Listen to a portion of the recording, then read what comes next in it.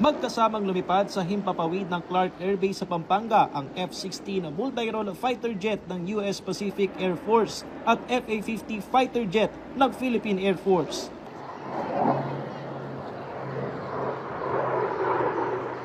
Bahagi ito na muling pagsasagawa ng Cope Thunder exercises ngayong taon.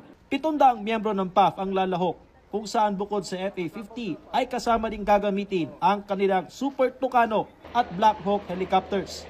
Sa panig naman ng US Air Force ay mayroon 200 tauhan. Ilan sa kanila ay may dugong Pinoy. Isang malaking karangalan po talaga na nabigyan kami pagkakataon, makabalik sa bayan na kinalakihan namin, tapos mag-serve, sa capacity na to.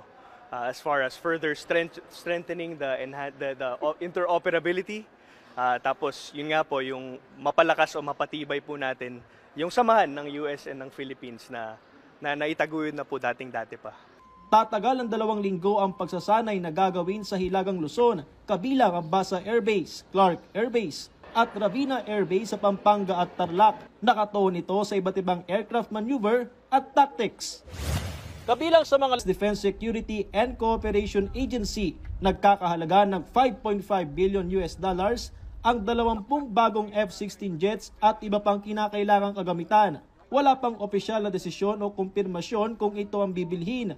Pero para sa mga piloto ng PAF, malaking pagkakataon ng mga pagsasanay gaya ng Cope Thunder para maging pamilyar sa mas modernong fighter jets.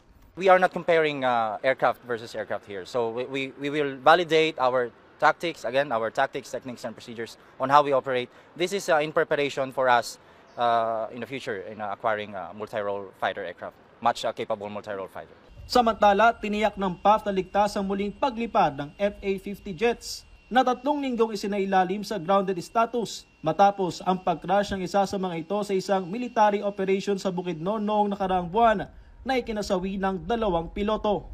We have completed the investigation already, however, we're going to release the results very soon. Our FA-50 fleets have been inspected very well. It went through a very thorough inspection and we have proven them airworthy. Sa unang pagkakataon ay magkakaroon ng international observers ang Cope Thunder exercises mula sa mga Air Force ng Malaysia, Thailand, Japan at Indonesia. Their presence is a reminder that security is not the concern of one, but the responsibility of many. The pace of our alliance is accelerating and our list of teammates is expanding, all in a very critical and consequential time for both of our nations. Patrick De Jesus para sa Pambansang TV sa Bagong Pilipinas.